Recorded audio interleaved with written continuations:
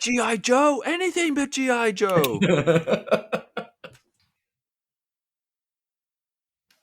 On this week's You Can't Comp This, we go round the league checking out a lot of trade news. We delve into a number of issues within the hobby, a lot of graders under the microscope, and we've got the latest on the Logan Paul G.I. Joe fiasco. All that and more coming up. Russell, how are you on this fine Sunday evening? I'm hot, mate. I am very, very hot. It's been stinking hot in Melbourne the last few days. So It's the middle of summer. We love it and hate it at the same time. I yeah, think. definitely. It's like beautiful day outside. I want to stay indoors. Yeah. Oh boy, it's been hot and bothersome weather-wise, but geez, news-wise, We've got a full hot. show. It has Yeah. been hot. Yeah. Shall we kick it off with trade news? Yeah, let's do a bit of round the league. Yeah, around the league. Do you want to first cap off the rank? The first trade to be announced. Yeah, look, this was easily my favourite so far. It was Bol Bol trade. It turned out to be a 3-teamer. So Bol Bol and Dozier has gone to Boston. Hernan Gomez has gone from Boston to San Antonio, and Bryn Forbes has been picked up by Denver. And I think from a team building perspective, it's a really interesting contrast of sort of where teams are at. Like clearly, Denver's in win now mode, and they're trying to get some shooting into their backcourt. San Antonio is in roster rebuilding mode, and also making space so that their own backcourt can breathe a little bit.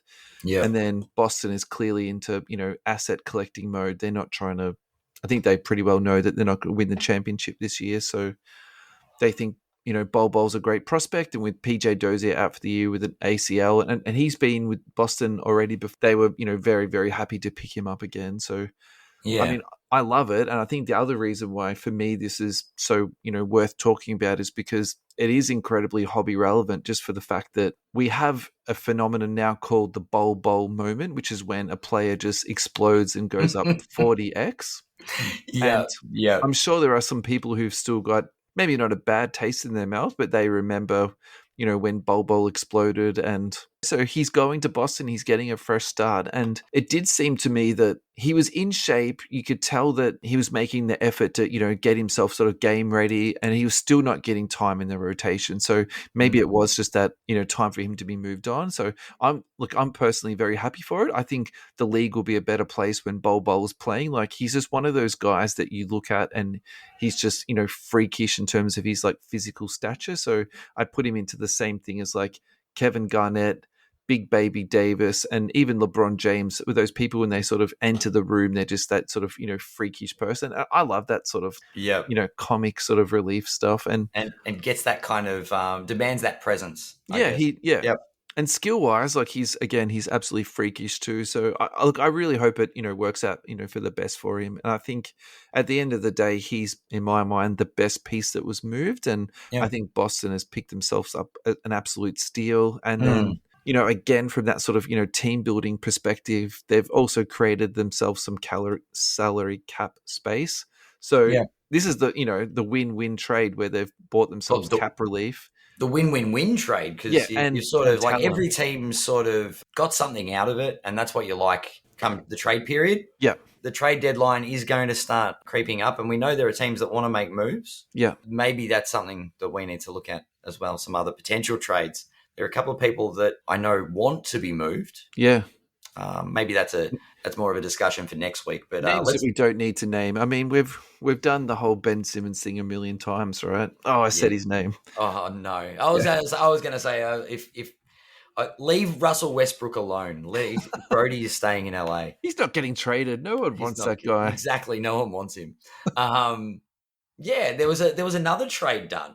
Yeah, there was another trade done, and this one I guess is interesting for different reasons. Sure. The Atlanta Hawks have traded Cam Reddish to New York. Yeah, for Kevin Knox and a first round pick.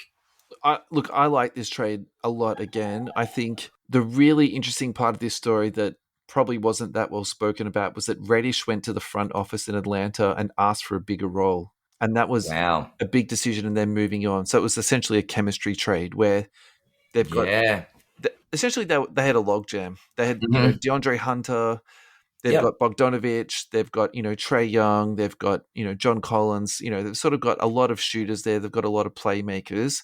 Do they need sort Mm. of this young gun who thinks he needs more opportunities, needs more shots, and essentially then taking shots away from other people?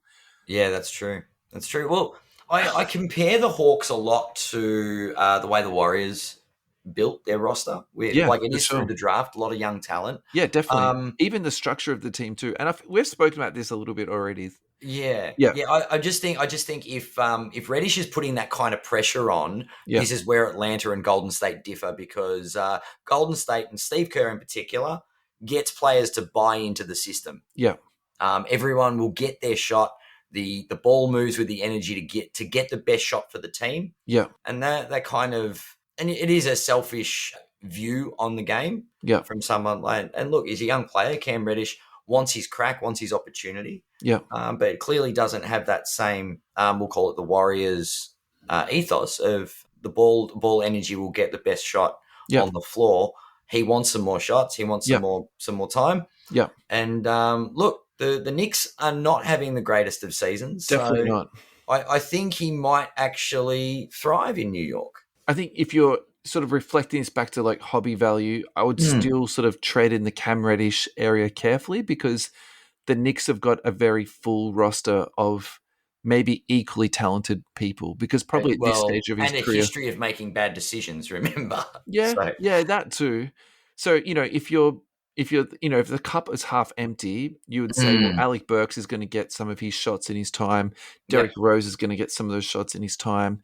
for If sure. you are a conspiracy theorist and a very cup half full guy, which is where I think this gets super fun, Yes. if you put Zion Williamson, RJ Barrett, and Cam Ooh. Reddish, all Jukies, onto the same team, this becomes Oh, super delicious and, the tastiest pre-trade trade that, could ever been done.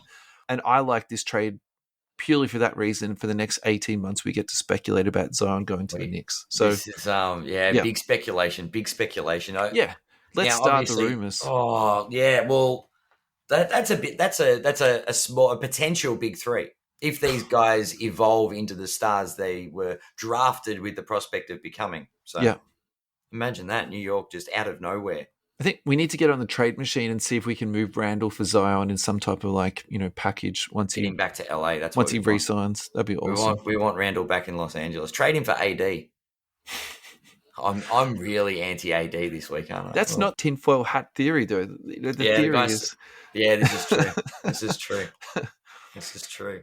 But um, look, getting all the Kentucky boys together is gonna be, so the Duke boys together, the Kentucky yeah, boys, Randall. Yeah, I don't know. Three players from the same system on a big team. Look, you're right. Go with cautious views with Cam Reddish, but New York is a big franchise. And if you can make a name for himself there, value wise, this yeah. could be one of.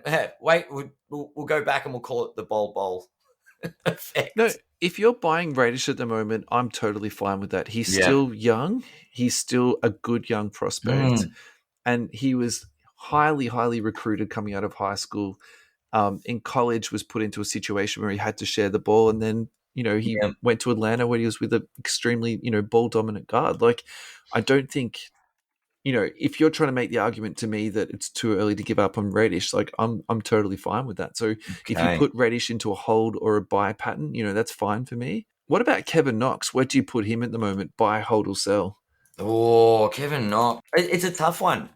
Atlanta. Where does he? My question is now where he fits in Atlanta. Yeah. Do you know what I mean? Like Atlanta's. I think Gallo's time there is going to be limited. I Yeah. think that once this big deal ends, and I'm pretty sure it's at the end of this year, I think Mm, they're going to rejig around their rotation. So I could kind of see Knox becoming like an eighth or a ninth man if he yeah. re-signs for a small contract. I could kind of see Mm, that playing out. I'm personally okay. holding all my Knox at the moment. I'm not in any rush to sell it because Yep. I just think at the moment he's as depressed as he's ever going to be. Is he a buy though at this time? I would probably say that is extremely risky if you're looking to buy into him to flip. Yeah. I At a mean, well, that's the thing. Like, what Kevin Knox? Sorry, we'll say what? Silver PSA 10. Yeah. Actually on the up a little bit. Last sold for $36 US. Did it really? Yeah. Yeah. Previous to that was 26. So the silvers are not See, overly that to expensive. me, so $36 for a silver PSA 10, did you say? Yeah. Silver PSA 10. That's really interesting. That's actually a lot higher than what I was expecting. Now this is up over the last couple of weeks. Yeah. We were sitting around, so just for normal base was $6.70 back a week ago. Sure. You could pick up at the start of January, you could pick up a Kevin Knox silver for $12 US. Yeah. So over the last 3 weeks. Yeah, I think 12 to 20 is sort of where you want to be spending. I think Yeah. 36 to me is a little bit high for my taste, Is that is particularly that is that where people he's at. speculating? Is that like people speculating on the trade, on the back Yeah, of the trade? I think there is speculating that he's going to get more playing time. Mm, mm. I mean, we get to see what he's made of, but I don't know if it's worth the extra couple of dollars. So if you can pick him up for around that sort of $15 mark, Yeah, I'd say um, 25 max. yeah. Yeah. Look. Now Cam Reddish has already sort of seen a bit of a decline. He's under 200 US for his last sold silver prism PSA 10, and it was last sold a couple of days ago, 197. Interesting. So no, over the last 3 months, he's down 43%. So obviously, with the lack of court time in Atlanta, he's He slid a lot. he's slid. So it might be an opportunity. It's a bit more of an investment as we talk about multiple price points. I'm not buying Reddish for $200, man. Yeah, I think you want to see New York fumble around a little bit more. Yeah. See that drop below 150, and then you say, "Oh, that might be tempting." Let's revisit this in 3 months. Honestly, Yeah, I think yeah. that's Look, yeah. if you're looking for something, if you do want to get into the Reddish market, not that we're saying to get in, but you can pick them up from anywhere from like 18 to 30 US for a base PSA 10. Okay. Yeah, given what it costs to get a card graded these days, Sounds I will happily much more pay delicious, 30 doesn't bucks. it? Yeah. I will pay $30 to get a graded 10 Yeah. if I know the result. But yeah. All right. All right. What else has happened? There's not a lot. I'm sure we'll have more trade news as things evolve over the next few weeks. Yeah. I think this show is very sort of card news orientated. So I think next Yeah. week we'll get more into like specific players and cards, I think, because this week is very sort of heavy politics and, news outside of the hobby, I suppose you could say. Yeah, there's a lot going around. Well, Yeah. we're going to start with I suppose it's not a bad story. For once, our lovely friends at HGA aren't in the spotlight for anything bad. Yeah. Horizontal slabs. Yeah. So why don't you tell the maybe listeners who aren't that familiar with HGA, like what they made their, I suppose, chops with? Like, why is HGA sort of hybrid grading approach? So they're using a lot of artificial technology, like artificial intelligence, for the grading process. Yeah. Which is an interesting approach, a new approach of grading, and it's been met with some criticism. Let's be frank, and I think the hobby has a lot of negativity in it, and there are a lot of instigators of said negativity. So I'm not going to go down all the mistakes and the cards that they've graded that weren't genuine and like people nitpicking. I think it's an interesting approach to grading, and for one thing, their tags look really nice. Yeah, they're a little bit more for a collector, like for a collection. They're not your plain black and white tags, and I know there are a lot of collectors out there that do like the very simple, structured library book approach. Yeah, this is not that. This is, I want my collection to pop. They've got some really nice, I suppose, tags that match the card. And so you can color match them, and you can also customize your tag. So correct. And that's where they really became, in my mind, where they became a lot more prominent in terms of the card collecting space. Yeah, they drew some attention to themselves for being different. And I do like that. Like in this kind of industry, if everything's the same, you want to stand, you've got to find a way to stand out. Yeah. And HGA sort of, they've done that. They've got a different way of grading, and they've also found got their niche 100%. a unique way to their slab tags. So, and I think it's great. But yeah, the next part is, because the one thing we don't normally see is those horizontal cards. Yeah. So now they've got horizontal slabs, and this is their Yeah. new, release in the last couple of weeks. What's Yeah. your thoughts about a horizontal slab? I'm actually having a quick look at my cards. I've got a Kobe that's horizontal, and it's BGS graded, Yeah, and it's the BGS tag is on its side because I display the card horizontally. yeah. Yeah, I'm not getting it regraded.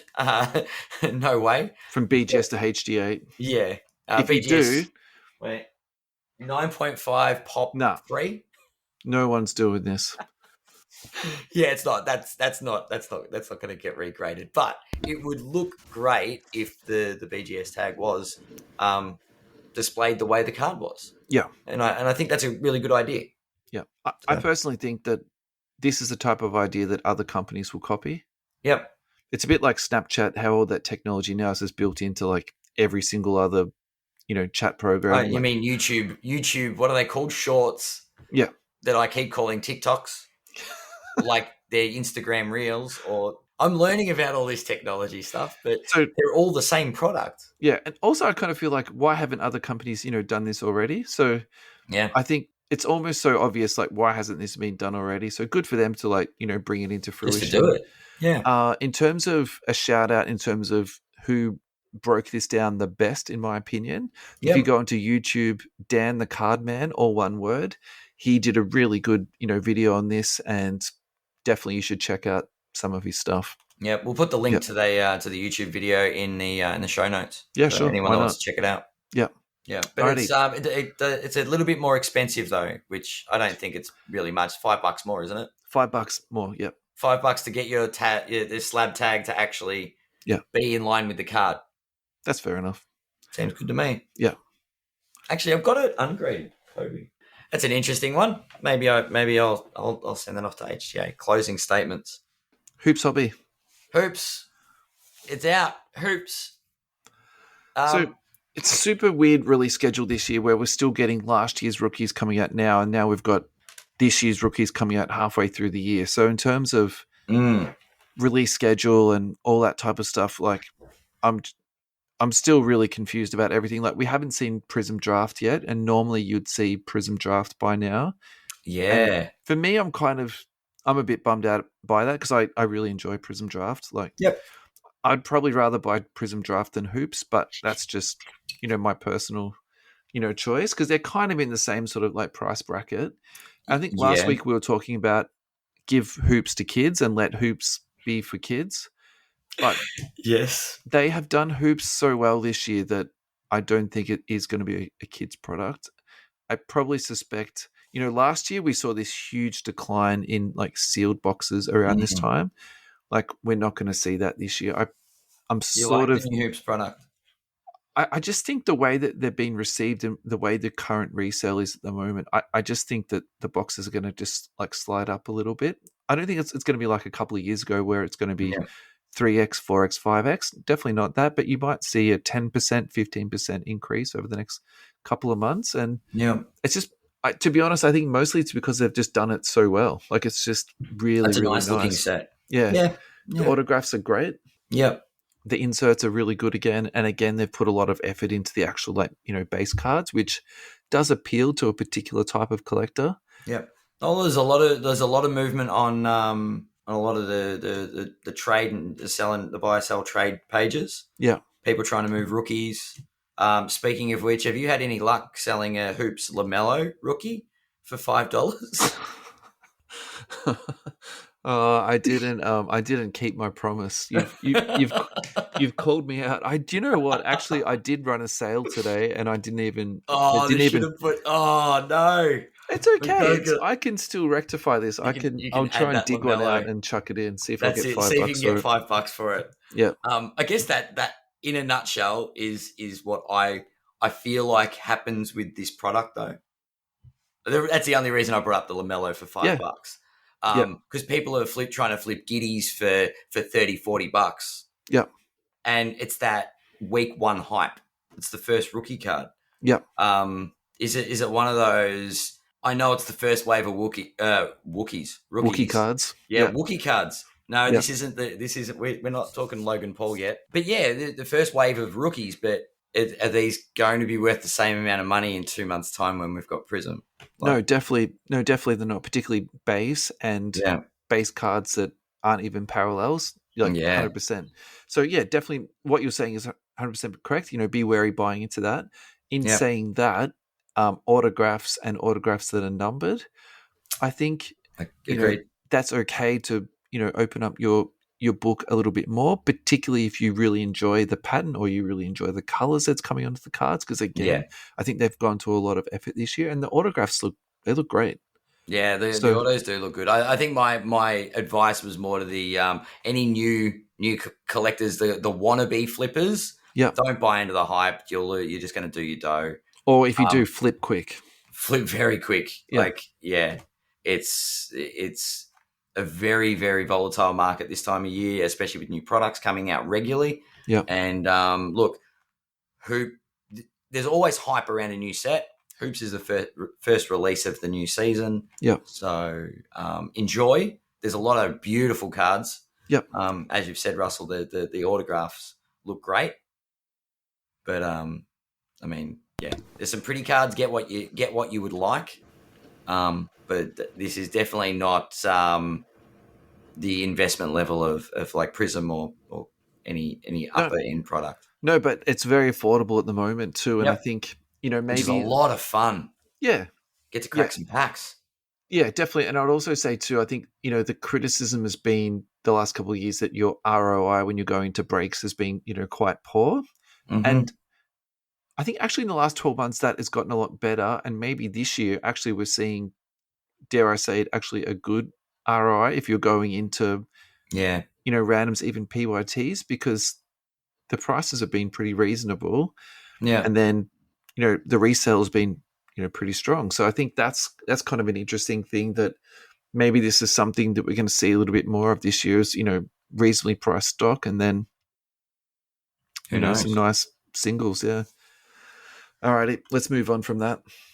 All right. The This next. next section is about card porn as an entity, but it's also about their reporting on the Dallas Card Show.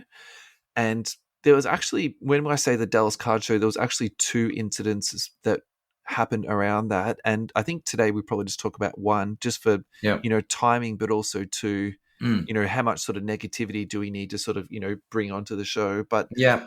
the one that I did want to discuss is, it was reported by Card Porn and a few other different aggregators, I suppose you could say.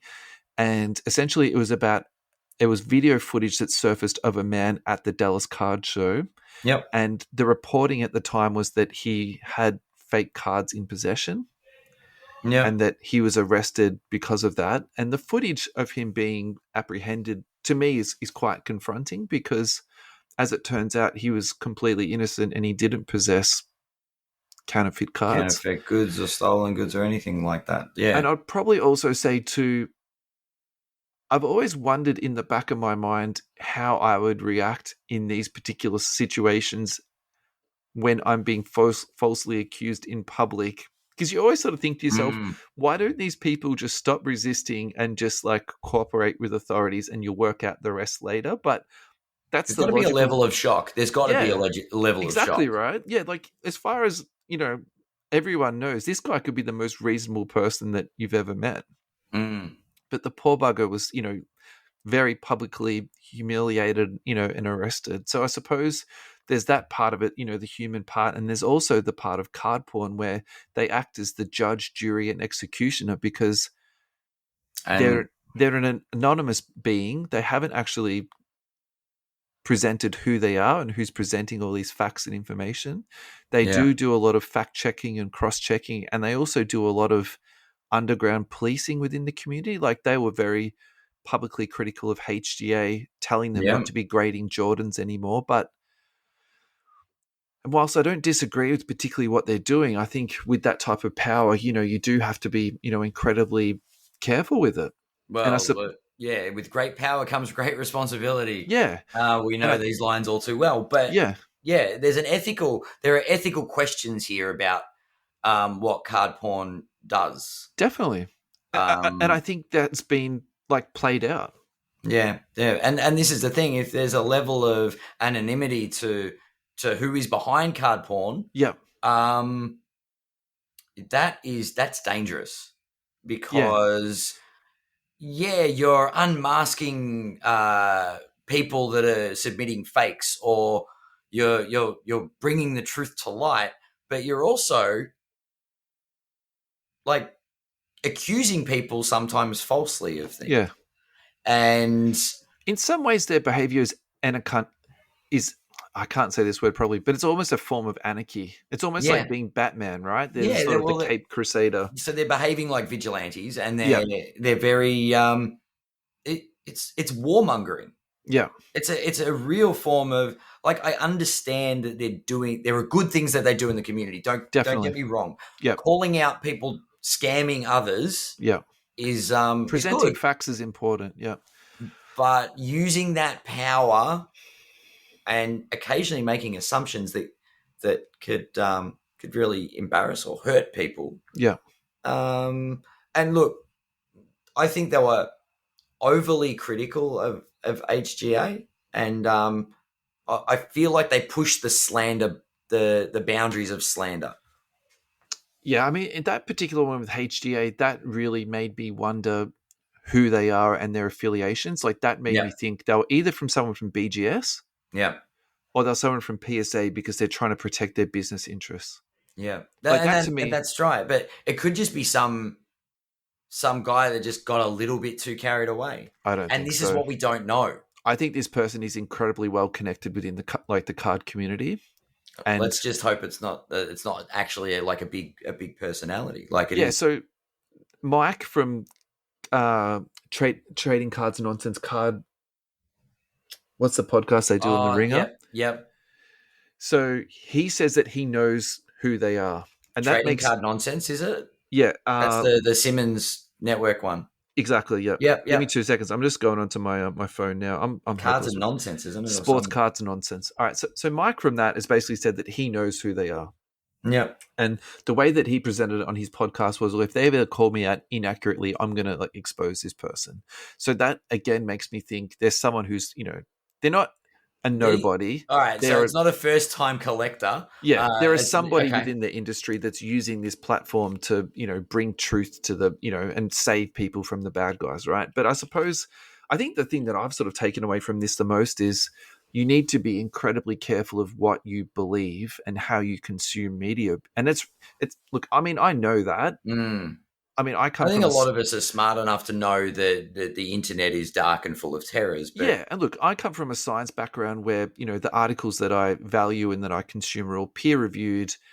They're published by, researchers that have followed a formula and then if it's published in a journal with it's reputable, the that integrity of the that's right. document is, And the data is there. So I suppose it's not like I'm blind to that fact, but it's probably also given me a really good wake up call because when I saw yeah. that, I believed that person was like a thief and a scammer. And it is, if you're a popular, because let's be real, a lot of people follow card porn on There Instagram are and thousands on of Facebook. followers. Yeah, Yeah, so all these followers, yeah, and they just see stories. yeah, Now, the way we consume social media is very quick, yeah. and we don't do a lot of fact checking. No, And that's how a lot of this social injustice, I guess, happens. yeah.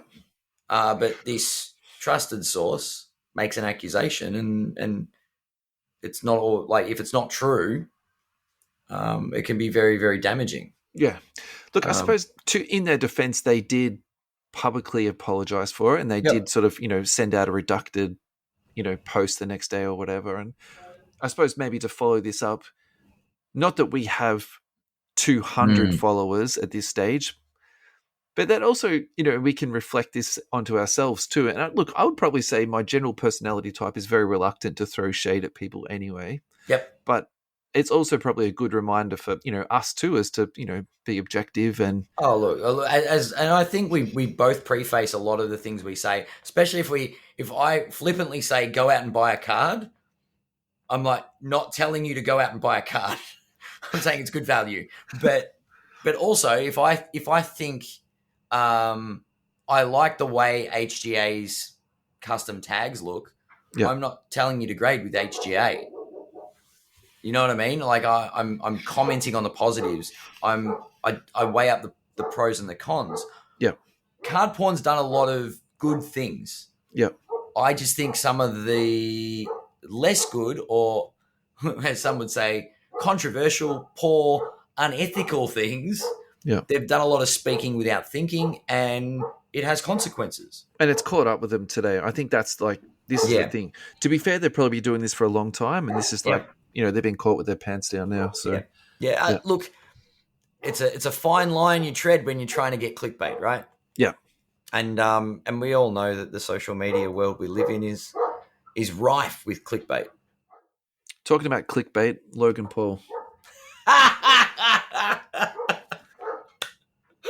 That was almost the most perfect segue we could have Anything but planned. G.I. Joe. Anything but G.I. Joe. So My God. we talked about this, a couple of weeks ago, and not a lot has been said in the interim. Yeah. He hasn't really made a whole lot more videos about it. He made a misleading video to say that, I've lost $3 million, or, whatever the amount was that it was. Yep. But actually, it turns out he was fully refunded by Shine. Yep. The thing that was on the back of my mind was what happens now, because not that I don't care about Logan Paul, but Logan Paul was the main person of this story just because of the narrative that was written. He wrote the narrative for himself. Of course. But actually, there's a lot more people who are in this chain. So Shine purchased the box from Mealy Pops, which is a large trading card store. And Mealy Pops has made Shine 100% whole. So they've refunded him fully. Mm-hmm. What's also really interesting here is because we spoke a lot about the person who did the grading of the box. It turned out there was an intermediary person who was involved in the transaction too. So there was somebody else involved that, help get Mealy Pops and Shine in the same room together. So that person has also been working in that space to sort of, make Mealy Pops whole now too. So my gut feeling though is because they bought it from the super dodgy listing that was on eBay. I don't think they're going to be made whole. I think they've lost their 75K. They've done their dough for sure. Yeah. But what's your sort of thoughts after, hearing this a little bit more? Well, I was going to start searching eBay for how much, if the price of G.I. Joe boxes have gone up. They've spiked. They've spiked. Yeah, there's been a spike on G.I. Joe packs. Yeah. Look, it is one of those. There's a lot of people involved. And it draws attention for me to how unregulated, and I keep using this term, the hobby is. Yeah. If someone's got, I suppose, a lot of street cred in the industry and says, "Yep, that's authentic," people will take that word and take it to that point. Like, this exchanged many hands on its way to being sold for $3.5 million. Yeah. So it's just dangerous. Like, this is a very, very extreme situation, but yeah, it's huge money. But also too, I don't really feel as though that much the appropriate due diligence wasn't done. Like, I find that very hard to believe that they would spend that money in the very first place of someone on eBay with so few seller ratings. Yeah. Look, I do think there's more to this than I feel like there are elements of this that have been staged.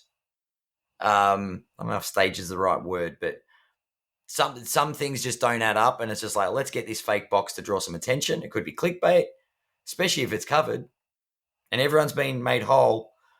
It's very interesting that everything sort of ended on a happily ever after on most fronts. Yeah, I still think someone's going to be held, like, caught holding this bag, though, and that's my feeling. Is it something that that we'll hear about, or will this grading company be held responsible with the third party that helped with the grading process? How do these people get held accountable? I suppose is my question. I mean, their argument's going to be that, we can still, authenticate baseball and basketball. We just don't know how to do TCG, Pokemon. Right? That will be, my question would be, that. why did you do it in the first place? I mean, the video that came out of them doing it seemed, for me, and I'm not an authenticator, it seems sketchy as anything. Like, Yeah. again, I don't know why such lack of due diligence is being made. I mean, for me personally, if someone doesn't have 10 eBay ratings, I won't purchase from them at all. And then when I'm selling, I put that same filter on so that these people can't even see my listings. So, Yeah. you know, why on earth they made this enormous purchase on something that they thought was so potentially valuable? Like, that It's to me like just, buying a Jordan rookie of someone with an eBay feedback rating of 3. yeah, it just stinks, No, right? come on. It's got to be 23. Let's be real. I got it for a steal. I paid $500,000 for a piece of cardboard.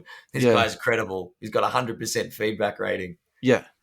So, I mean, like a couple of weeks ago, we were talking about this. And we sort of said this is like the biggest scam ever in sports. Actually, it turns out there's been some people with integrity here that have, made things come right. So I suppose, if we come full circle, what's the lesson that's been, learned here? Well, I mean, do your due diligence, and also too, I think, um, these people that authenticated that case without having that intricate and very specialized knowledge have Mm, really exposed themselves, and it really does, serve the purpose that, you know, I know basketball, I know absolutely nothing about baseball, so don't even ask me about values and card values and yeah. authenticating and stuff like Yeah. that. And these people should have known their, where their lane was. So Yeah. They that's should what have I known the take lane. away. And really, you've got to know where, like, we're not talking small amounts of money. No, It's not like a baseball card company that they're like, oh, can you grade this basketball card that might be worth $1,000? yeah,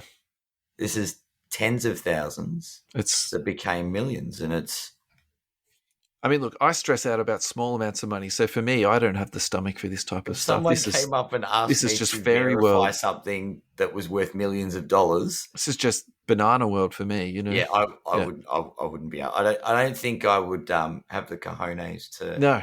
to unequivocally say something is authentic.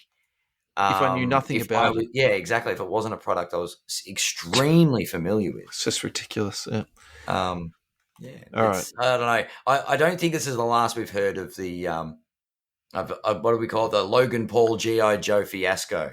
Well, I think with again the way that media is presented these days, I actually think it could be because like I had to really Dig. search to find out whether Shine got refunded or not. You know what I mean? And even that was 10. But this is where the clickbait side of it is. Yeah. If we don't hear anything, does that mean this person just got away scot No, I free? definitely don't think it's Like, over. But in not even terms scot of free, but like, I don't know. My conspiracy hat just goes on, and I think it's staged. yeah, okay, and Um, some people suggested that. yeah, that's a really good marketing ploy. I don't think so though, because the money actually exchanged hands. Like it went through lawyers and it went through Mm, escrow and it went through like the process that they said in terms of refunding Shine his money. To me, it sounded legitimate. Like and very convoluted, I would assume. no, Mealy Pops to me seems like a decent business person. It just Okay. seems to me that either they took a risk that was stupid, or they've received really bad advice, to sort of proceed. Like, do you know what I mean? Like, I think, Yeah. Yeah, yeah, it's tough. It's a really tough one. yeah. All right. Speaking of other Oh fiascos, God.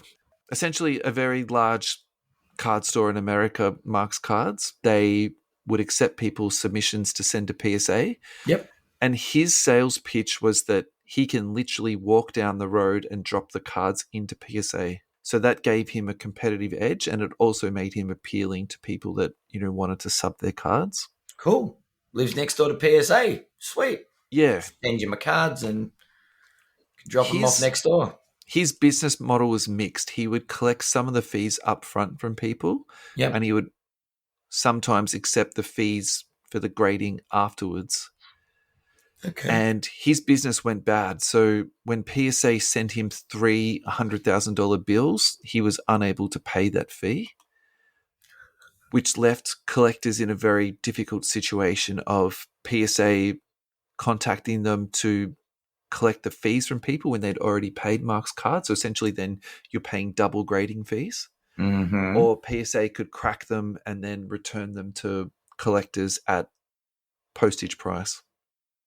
Um, Wow. when they identified this issue, which seems to have surfaced sometime in November last year, they Yep. halted all of the other grading of those cards and then just began to return them to people as best as they could. So, in terms of making people whole and making people, complete, PSA have gone above and beyond. And they've also taken Mark's cards out of the equation. And I believe the reason they've done that is so that Mark's cards can't misappropriate the cards, because essentially we're talking, when we say cards, we're talking about Mm. money, right? And Yeah, people yeah. have submitted thousands of dollars cards. Well, it's not where cheap to submit cards in the first place. Yeah. Yeah, where the story gets like super shady for me is the volume of cards that he submitted. So there's some talk that he's up to $1 million bill, and if you work that out at say $150 to $200 a card, like the volume of cards that this guy's submitting is just insane. And I think, from my perspective, as someone who's the smallest potato in the ocean, like that to me is like, those numbers are just staggering. Like, how do you get to those numbers and sort of do that? But that's I suppose a story for another day. But where again the story for me, this is where it probably gets worse, is that another card consignment grader called Ryan, and his Instagram handle is Card Collector 2. He was using Mark's cards as a middleman, and his customers didn't know about this. So essentially, he had also paid Wow. his fees up front to Mark's card, which tallied up to 100K. And then Whoa. to make his customers whole and make his customers right, he then had to go to PSA and pay the $100,000 to get those cards back. So he put Far out out. a very lengthy Instagram video, about 20, 22 minutes, and he went Yeah. through everything and he explained it all. But he also reclaimed a further 5,000 cards from PSA that hadn't been through the grading process, and then Wow.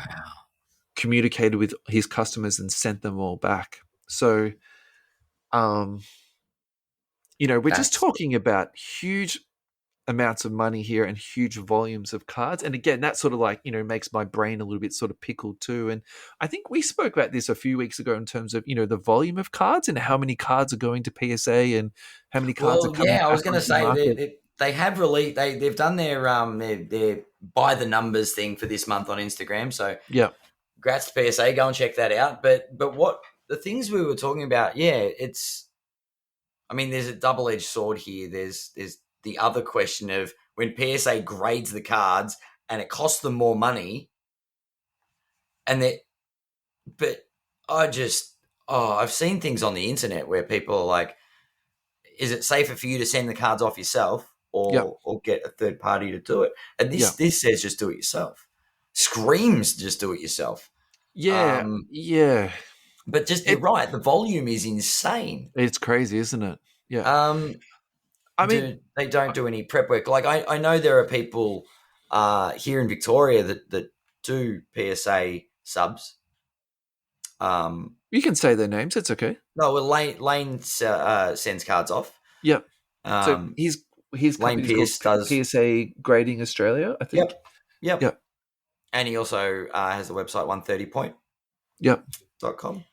They he's done some YouTube videos on cleaning up cards, how to best submit them, takes submissions to send off to PSA. Yeah. I think as a business owner, I would advise against spending money that customers have given you for a service. Yeah. That is not best practice, especially when we're dealing with hundreds of thousands of dollars. Can I be honest with you though? I'm actually not that shocked to hear this, Like because I understand banks.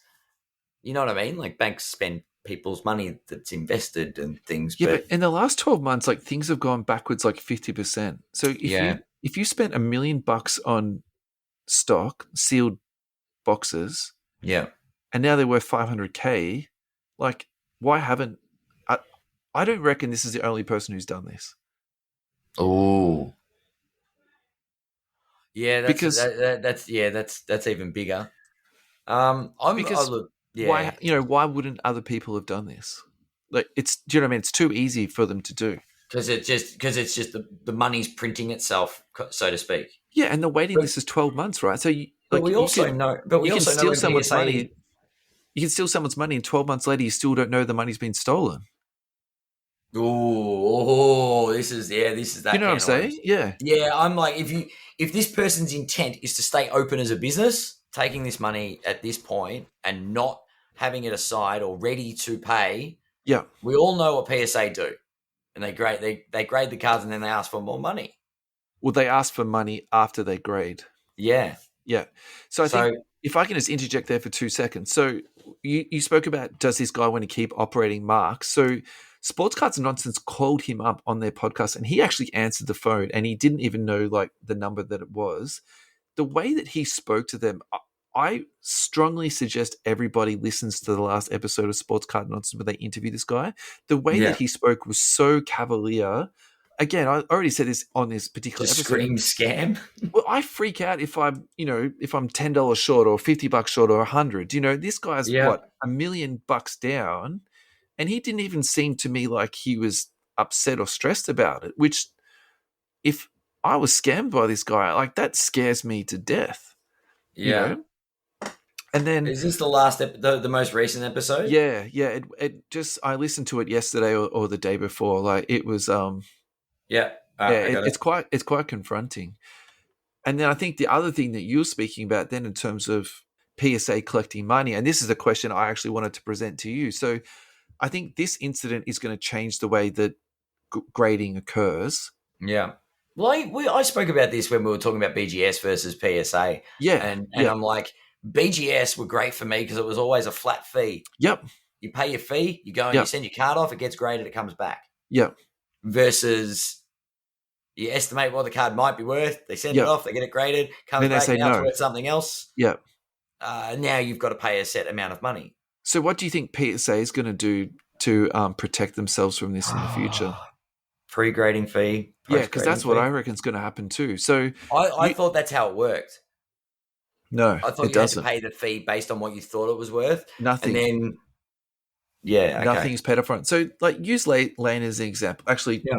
let's not use Lane as an example because I don't want to. No, I don't want it to be like we're signaling out Lane because we're not. Yeah, Okay, no. so let's just say that your mate runs a sub service, okay, Yep. and he sent off 1,000 cards. Yep.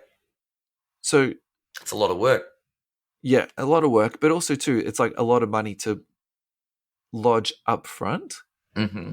and then to have not that money come back for another 18 months. And again, we've spoken about this in terms of like 18 why, months is a long time. yeah, Yeah. why has card collecting slowed down so much? Well, because so much money's been taken out of the community because people's cards are away, they're not coming back to sell, Oh, right? yeah, I've invested all this money in getting my cards graded and I haven't got my cards back. So, Yeah, yeah, fair point. and yeah, right. And so it's the same thing with someone like your mate who's sending off cards to be graded. Like, well, how long can he sustain that business model for?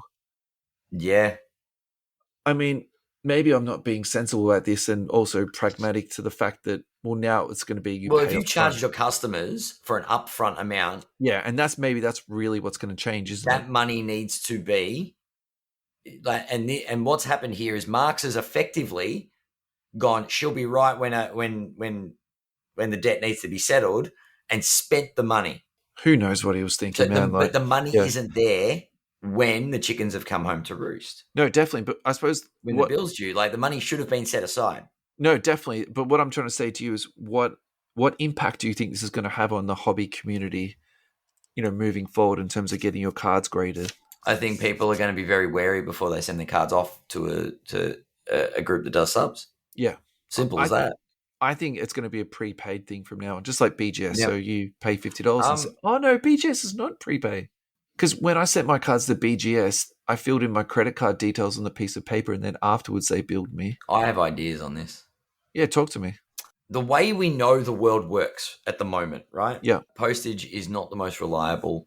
Why wouldn't you have an exclusive deal with an international courier? Why would you not charge them the postage and then send out a return envelope to submit your cards?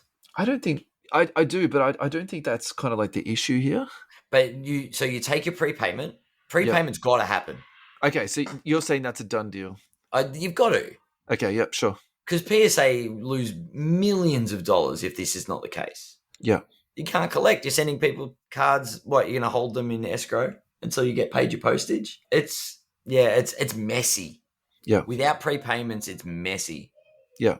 Because Look, and if goes down for whatever reason, then you go, you've got a deposit, you've got a prepayment. You go, well, we'll take the cost of postage out of that and send your cards back. yeah, sure. So Right. you're saying it should be even a more inclusive thing where you're paying for the grading fee up front, you're paying for postage there, and you're paying for postage back. Yeah. I don't know. We're dealing with a lot of expensive bits of cardboard, Yeah. like extremely expensive bits of cardboard. Yeah. And look, I'm sure that there are people out there that, like Logan Paul, that don't see a $10,000 card as something that's chicken feed if he Yeah. wants to buy GI Joe cards for $3.5 mil. Yeah. Well, that's it, right? But if I want to get a card that I think is worth $10,000 graded, it's a lot of work and a lot of trust that I'm putting in the postal service, insuring that card, tracking, etc. Like, you imagine if you had a gold bar, right, that was worth 10 grand and you had to post that to the bank to put it in a safe. You know what I mean? Look, would there be any form of security taken first? I don't know. It's too much money to be not having security deposits and prepayments. And I'm pretty sure some people would try and put that in a plain white envelope, to be honest, mate. Like $1.10 stamp. All good. that's what I did with all my Kobe rookies. Just plain white envelope, just straight. No. In fact, I used other Kobe rookies as padding and just shipped them off. Yeah, So it's I think you're trying to say at the moment it's very hodgepodge, and this particular incident has shined the light on the inefficiencies of the system. Is that what you're yeah. trying to say? That's really what I'm trying to say. And you know Yeah. what? I'm going to start a protest and a petition saying regulate the hobby. Yeah. You should get a All t-shirt. facets. You should Yep. get a t-shirt for this. Regulate the hobby. That's it. Yeah, and so Luba said this when he bought Fanatics, didn't he? He spoke about and you come to this place and it's an all-in-one thing where you can get grading, you can get sealed, you can get singles, and I think it takes all these cowboys out of it. And I think that you're going to go to Joe Blow down the road. Now, look, we've had we had Charlie from Cherry on previously. Now they do submissions. yeah. I trust Cherry, but they take payment up front, and so do BGS. No, BGS doesn't take payment up front. They take it afterwards. Oh, I they've think, changed, have they? uh, They used to take it up front. I don't think so. You pay when you subbed it. Your credit card gets debited at the end. Oh, does it? Yeah. Okay, because it's a final value thing now. It's not a flat fee. But irregardless, I think the way that Cherry does it is more so that the process for them is streamlined. So it's like, here's, you give them the card, you give them the money, they post it off. Yep. It comes back, they return it to you. Done deal. You're not chasing people for money, right? Yeah. Yeah. To be honest, I think that's more the practicality of Cherry's process. But why wouldn't you have, for a tangible asset, a structured way this is handled? Yeah. And we're not talking 50-cent cards. Like, we're not talking the dollar bin. We're not talking like kids trading day at the local primary school. We're talking some expensive stuff. Yeah.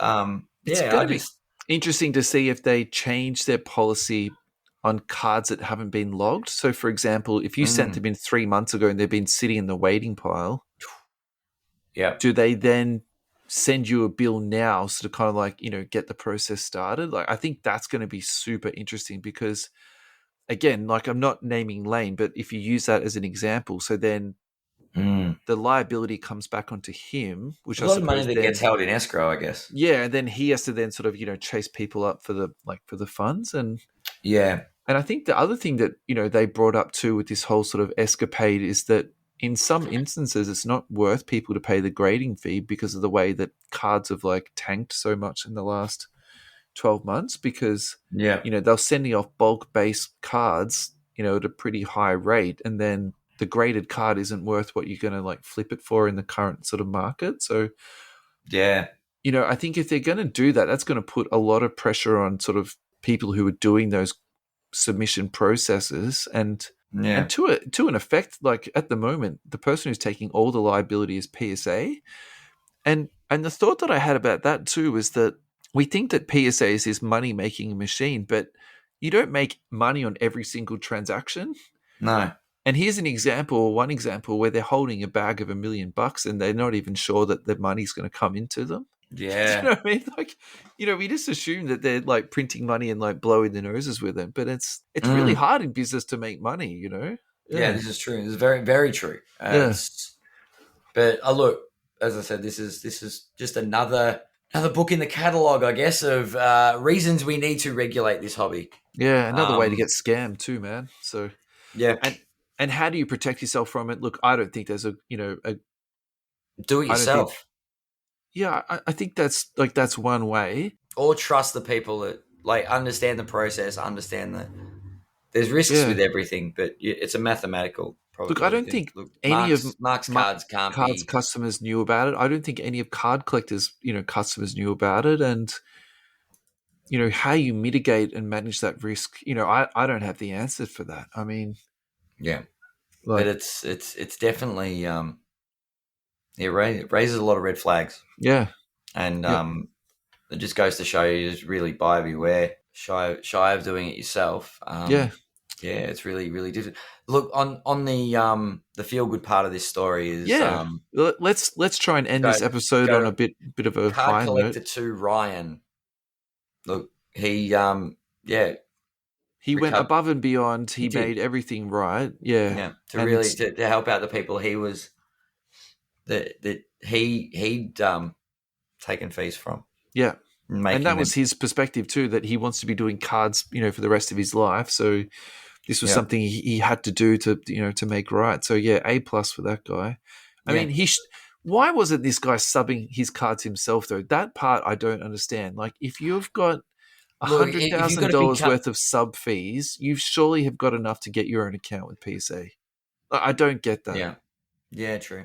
He might have just been piggybacking on the back of a card store and gone, you know what? Maybe I'll get priority if I go through the card store. But why? But if you're doing 100K worth of cards, yeah, right, Why? Yeah. If you can send 2 in yourself, like, why not?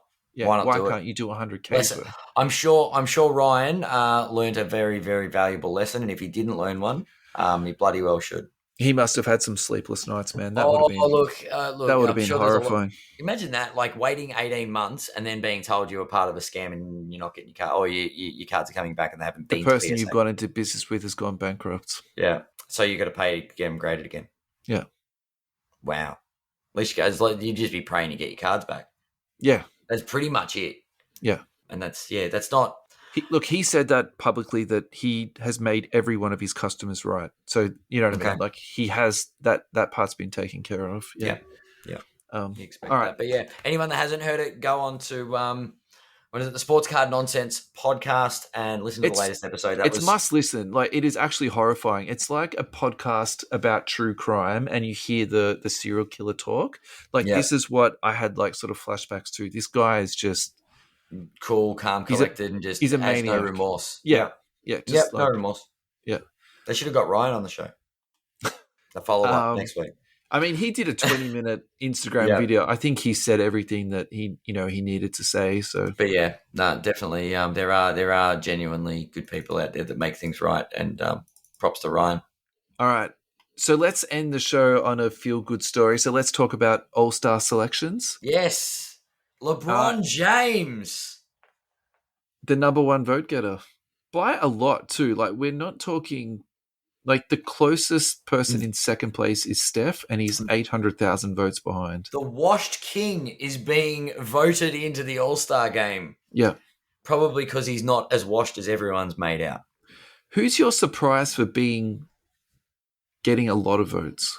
Let's have a look. A lot of votes? Who are you like, oh, I'm surprised that person's so high up on the list?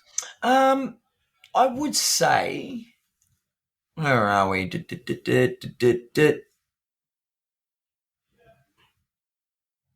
I'm just having a look at the East and the West. The only surprise in the West I see straight off the bat is Andrew Wiggins. Yeah, but he's had a new lease on life in Golden State. I like that. I actually think that's just paying the guys respect. For me, it's DeMar DeRozan, 4,121,000 votes. He's leading all guards in the East. That to me is that is amazing. By He's 2 million votes, nonetheless. Yeah, so he's leading Trey by 2 million. He's also got more votes than Zach Levine. Yep. And for a basketball nerd like myself, I actually like this so much because that's actually respecting someone's game. It's respecting their career. It's not Yep. paying, respect to like flair, and it's not paying respect to, dunking or trash talking or whatever. Like, it's actually paying respect to footwork, mid range shooting, Yep. team Yep. defense. You know what I mean? Like, and I can't This get is, enough of that stuff. That to yeah. me is, the best. On the flip side of that, the person who I'm thinking, why don't they have more votes? Darius Garland. Russell Westbrook. Why Wait, is he not starting? don't give me that rubbish. How could you interrupt me to say that? Come on, man. Darius Garland, 343,000 votes. So maybe my head is like too stuck in, card collecting world where to me Garland is like just, pots of gold at the moment. This is true. Only But 300,000 votes. Like, look, Cleveland is not a big market. they're not, but they're super successful this year. And to a degree, maybe they've Look, been more Jared Allen's got successful. votes, 500,000 votes. Yeah, that's kind of cool. I like that a lot. It's Um, there's some surprises there for sure. Yeah, it's going to be an interesting All-Star. That said, you know what name is missing? talk to me. Another Chicago player. May I just make sure he is missing? It's probably because he's been injured. But where is Alex Caruso? He's the people's player. I remember when the two leading vote getters, it was between like Taco Fall and Alex Caruso. People were trying to vote to get those two into the All-Star game. But yeah, look, that's actually a cool T-shirt. You're not wrong with DeMar though. I think we've really been on board, and I've brought up a couple of reasons that I think that it's good that he's in a big market. Yeah. Now, and it really shows that the people of Chicago and people outside the city of Chicago have really got behind DeRozan, and he's really deserving of all the accolades he's getting. Yeah. Yeah, it's a really feel good story. Yeah. For sure. Let's try and turn this around into hobby value. Who do you think on this list is going to get the most amount of hobby boost from all of this? All right. So my thought on this is if you are an established superstar and you're in the All-Star game, your hobby value is not affected. No, I couldn't agree more. We can go and check if LeBron James rookie cards have moved. Yeah. I doubt that's the case. I think we're looking for people. This list is tricky. Is there anyone that's a standout for like their first All-Star game? I mean, Ja Morant is the obvious one. This is Ja's first. Yep. LaMelo. But, I mean, Ja and LaMelo are already relatively popular as far as their rookie status. Is Darius Garland already on an upward trend? Yeah, so he's already spiked, and in some ways, look, he still might go up a bit more, but I'd probably also say you sort of missed the boat a little bit. Like he's up, nearly 4x in the last few months. Card ladder. So, that's kind of a tough one. What about Miles Bridges? Is Bridges going to make the All-Star game? Nah, probably not. Yeah. Let's be real. I'm just looking at players on this list and who gets. Sorry, who gets? And there aren't many players that. What about Wiggins? Yeah, see, that's the one I've been looking at, and I think that particularly too because the last few years his hobby value has been so depressed, and I think part of it is because he came into the league as the number one pick. He had all the the physical tools to make things work, and it didn't work out in Minnesota. I think that's being generous to say it like that. That's the most polite way that's been said. Yeah, but And then sort of the comedy side of this too is that if you ever bought cherry pies in the last few years, like the sort of running joke was that 50% of the cards in there were like Andrew Wiggins rookie cards that they couldn't sell in their store. So if you've been Mm. buying cherry pies like the last few years and you're sort of like a bit disappointed with it, now if you sort of refresh your pages and the sold listings on, card ladder, eBay sold, you actually might see like a nice little bit of an uptick there. Not a large sample size in terms of how many cards have sold for his silver PSA 10, but Yeah, looking at that's that. that's doubled in price. Yeah. And then his base, the numbers are definitely there, and there's definitely that's trickled up in value too. So he's Yeah. up 40% on that. And I probably think his prices where they are now that's about right. So I wouldn't be, running out to buy them, and I definitely wouldn't be selling them. I think, Wiggins is a very strong hold at the moment. Yeah. Yeah, he's a And hold. He's definitely not a buy. well, the thing is, well, Is yeah. he though? If you go out and buy him now, I definitely wouldn't criticize you. And the reason I wouldn't is because I personally believe that the Warriors are the title favorite to win at the moment. And I think Mm. if they win the championship and he's the starting small forward and he's the second best or the third best player on it, he'll get a nice little bump in his hobby value. Yeah. If he gets named to the All Star team as like an injury reserve, which is entirely possible this year, just due to the fact that 40% of people are going to have COVID at some point. I definitely don't think that's going to, hurt his cause. I mean, look, he's got 2,600,000 votes. Like that's very nice. It's Yeah. not that far from, Ja Morant, but in terms of who's my number one with the bullet, it's Ja, because if he goes out in the All-Star game and he dazzles, dominates and dunks on people, wins the MVP, you know, you haven't got people routinely watching Memphis, seeing what this kid's doing, and then he's on the national stage. Like I can really see that, giving him a massive spike. Hmm. What And I about think, someone like and the because when you said Minnesota, it got me thinking because Carl Anthony Towns is on this list.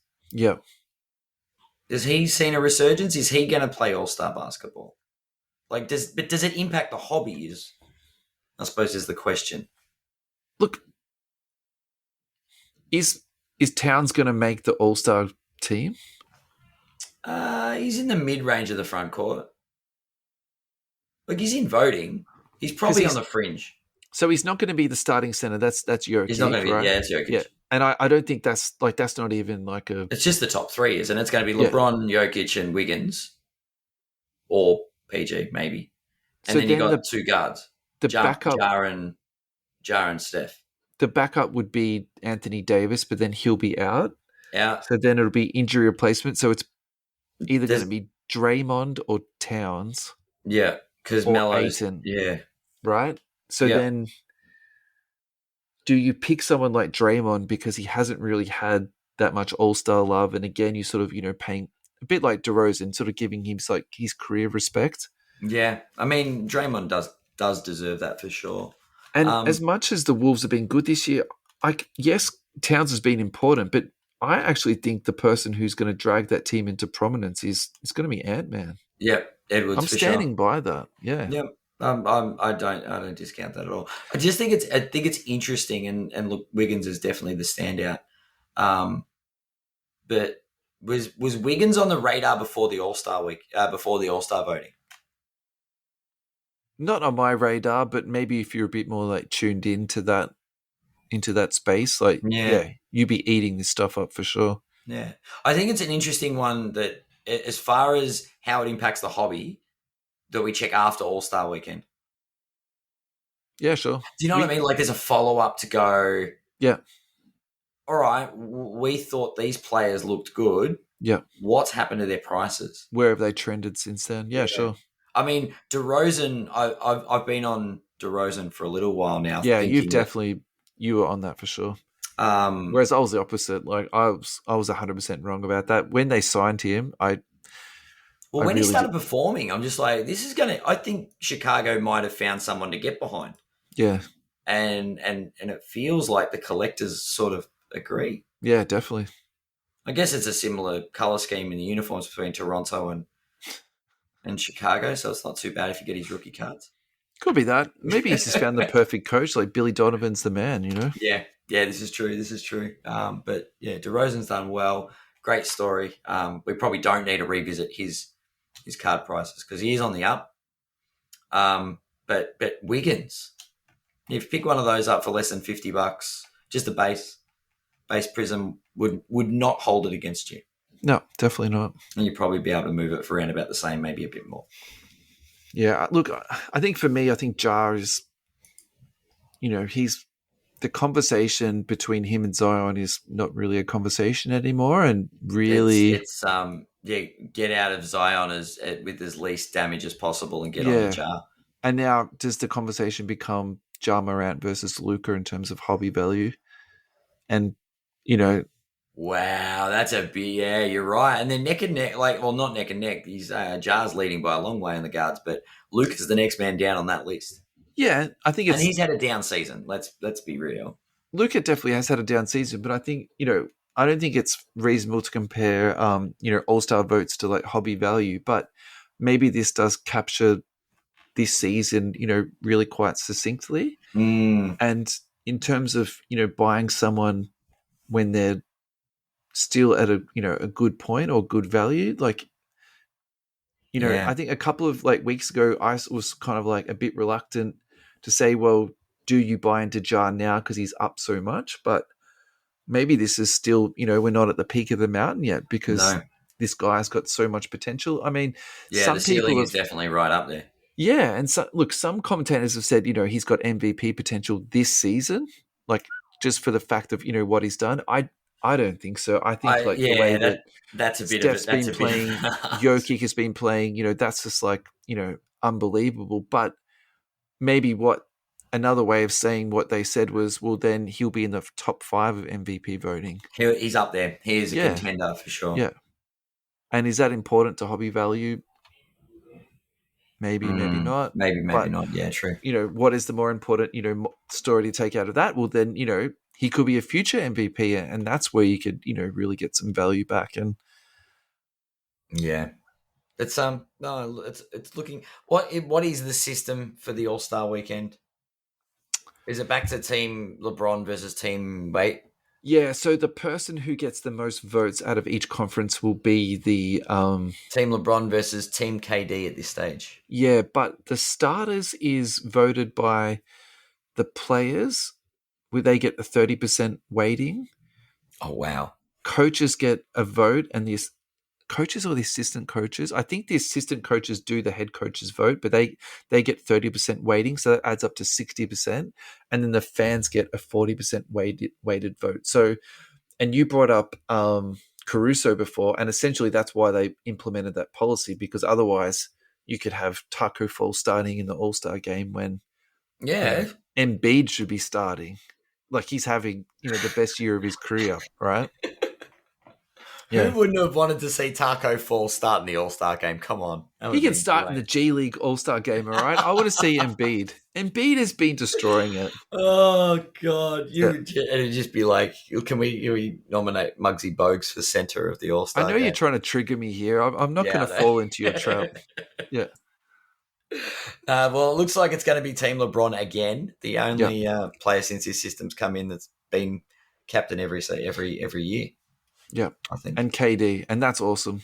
I think that's at the moment it's KD. It could be Giannis. Well deserved. Giannis might pip him at the post, but yes, in the third ballot returns, it's LeBron versus KD.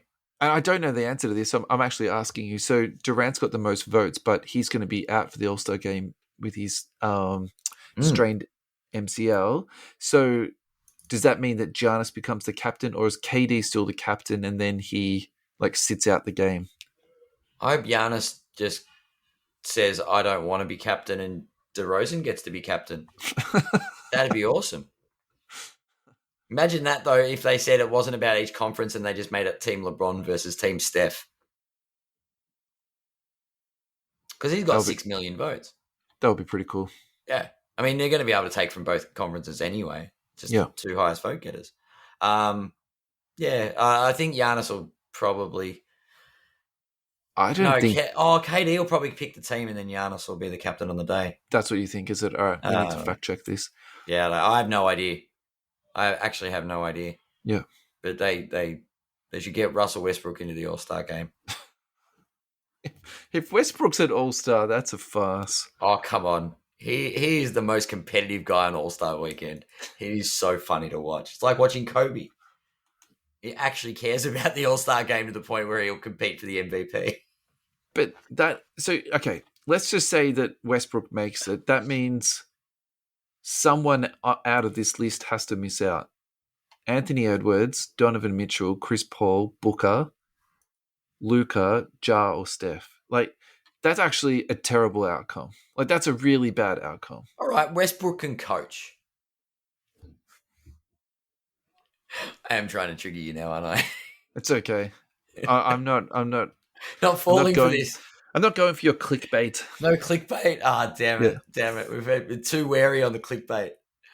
I think it's going to be an entertaining All-Star weekend. Depending who's there or not. They may even extend the benches. Who knows? Yeah. With extra protocols. They might just get all the players to play NBA 2K just so no one gets COVID. You know, people would watch that. Yeah, like that would actually be a thing. It'd be it'd be like streamed, and the player would be down at the bottom. Yeah, and they all play, or a lot of them play NBA 2K, which would be interesting to watch. All right, closing thoughts, my man. Do your research for everything, people out there. Don't get suckered into stuff. No more clickbait. Yeah, regulate the hobby. That's there's too much bad. There's too many sad stories out there at the moment. I'm glad we've got horizontal slabs. I just wanted to say something positive. Yeah, I was going to say you're trying to balance it out, but that was like the funniest attempt at like putting a positive slant on it. Like it's like I can't talk about anything else. We have horizontal slabs. So our positive stories this week has been horizontal slabs and hoops came out. And hoops are out. Hoops is out. Hoops is out. And Bol Bol got traded. Bol Bol got traded, and DeMar DeRozan is going to be the starting guard in the All-Star weekend. All right, next week we're going to be a lot more positive, people. We promise. We are. There's going to be hopefully some more trade news, some more hobby news, and a lot more positivity. So yeah, thank you everybody for listening. Russell, cheers, mate. You want to shout out the socials? Yeah, sure. Why not? All right. I mean, it's pretty. They're all fairly straightforward. Instagram, you can't comp this. Twitter at you can't comp this. And Gmail, you can't comp this at gmail.com. Our email bounty is still in existence. So if you send us an email, we'll give you a dedicated podcast to break down your email questions or whatever email message you have to send to us. We also have a Facebook page, You Can't Comp This Podcast. And just again, thank you so much for your support. Subscriptions and downloads are slowly trickling up. We got to 78 downloads for the last episode. So that was positive. Up 50% from the previous episode. So that's really good, I think. Yeah. That's awesome. Good to see. Hopefully we hear from some of the listeners. Maybe we'll put out one of our famous questions and get people to show off some of their stuff. I think that will be good. Get some people around it and some positivity in the hobby. # regulate the hobby. Thanks, mate. Thank you so much for your time. Pleasure as always. See you next week. See ya. Bye.